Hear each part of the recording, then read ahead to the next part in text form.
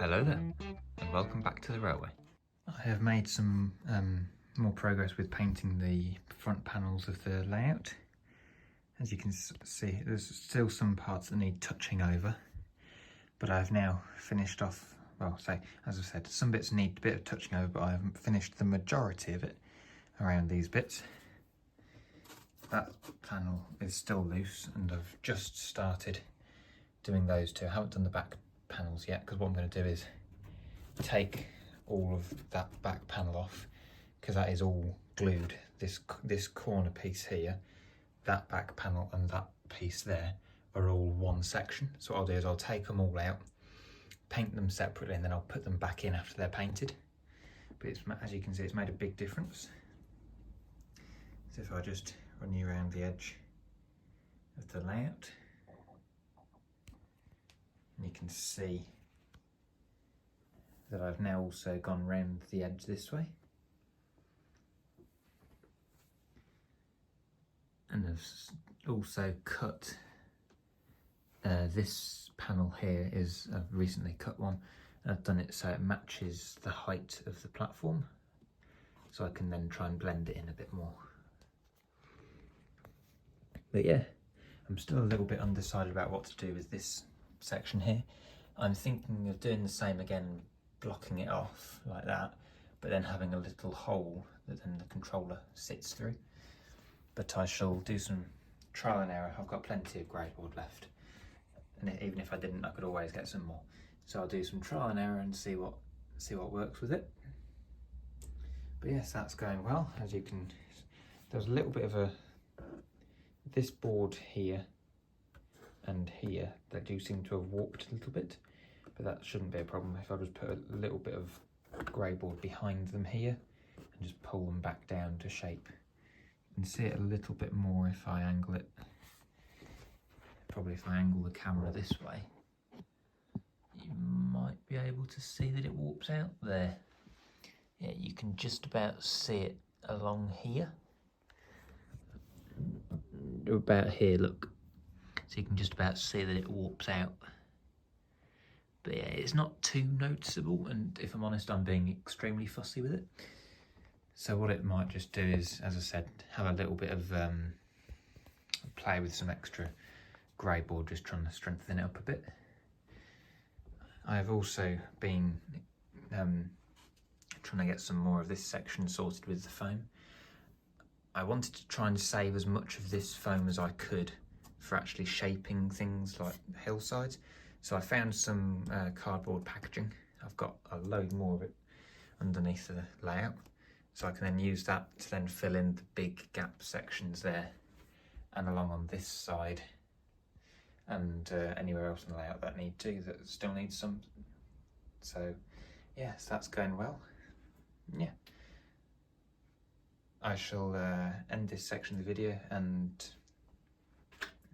show you some more progress later on.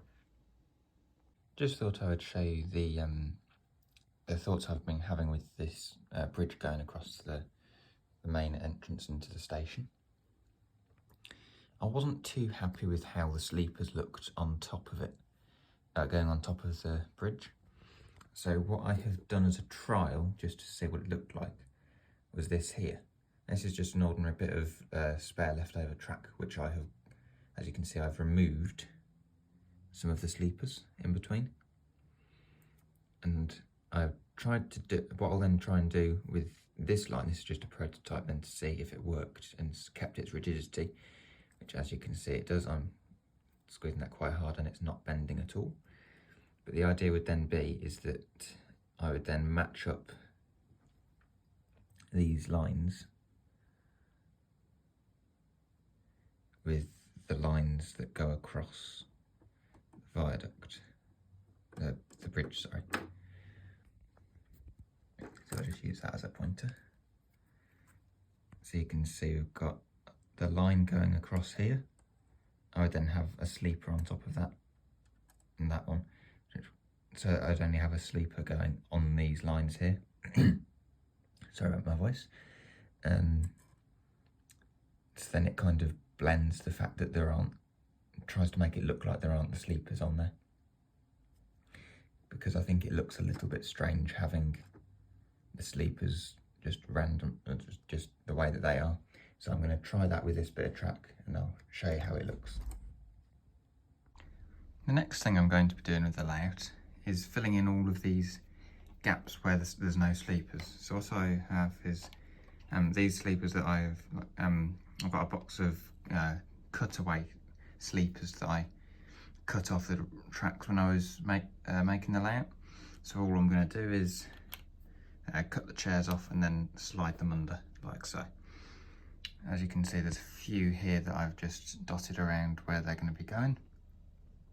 So I'll get started with some of those and I'll show you as I'm going around putting them in. Back again. So I've now installed those few sleepers in between the gaps in the rails. So I'll show you where they are. There's one here. There's a set of two. There is a set of three up here. It's worked very well though, because you can barely tell where they are. So again here, the one way you can tell is if you look really closely. If I just zoom you in, that you have these ones here, you can still see the chairs holding the rails on, whereas on these ones here you can't see any chairs that are holding the rails on. Just as I'll show you a bit further along, again you can see one just here, and there's another one just here. So I'm going to go around eventually and do the whole layout doing that, but I just wanted to get it done on this section just so I could see how it looked, and if I'd got the spacings reasonably right. Just thought I'd show you some before and afters of me adding in more sleepers around the layout. So here you can see the area by the cutting where I have added in the sleepers, filling in the gaps, and it does make a huge difference. I have now gone right the way through to the other end of the platform. I think I might have missed a few though, so it's something I'm going to need to have a closer look and check, but that will be something for a later video. In the meantime, I shall show you my updates I've been doing with painting the frogs on my inseal frog points. So, as you'll see from this image here, the inseal frog points have a black frog, which stands out like a sore thumb next to the shininess of the rails. So I decided I would try and, I've had a thought about painting them to make them look like they're real rails rather than plastic. And as you can see from these images coming up on the screen, the trials have been, I would say, quite successful. So the first one you'll see will have been with a silver enamel paint. I think it's a Humbrol number 6 or number 9. But yeah, so that was what I did first, just to see how it looks, but it looked very shiny, a bit too shiny for my liking.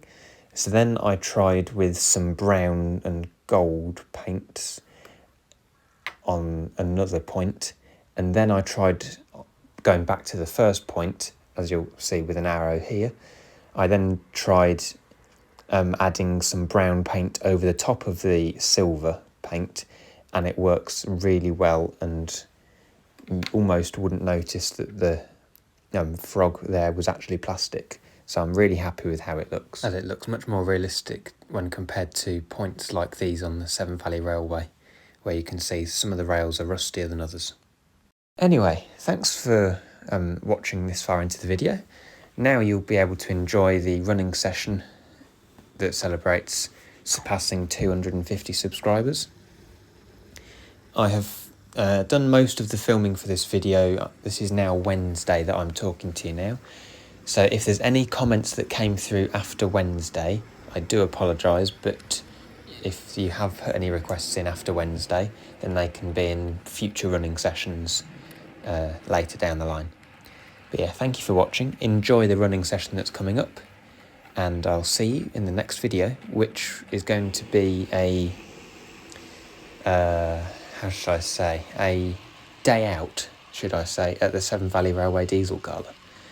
So, hope you look forward to that. and I'll see you in the next week.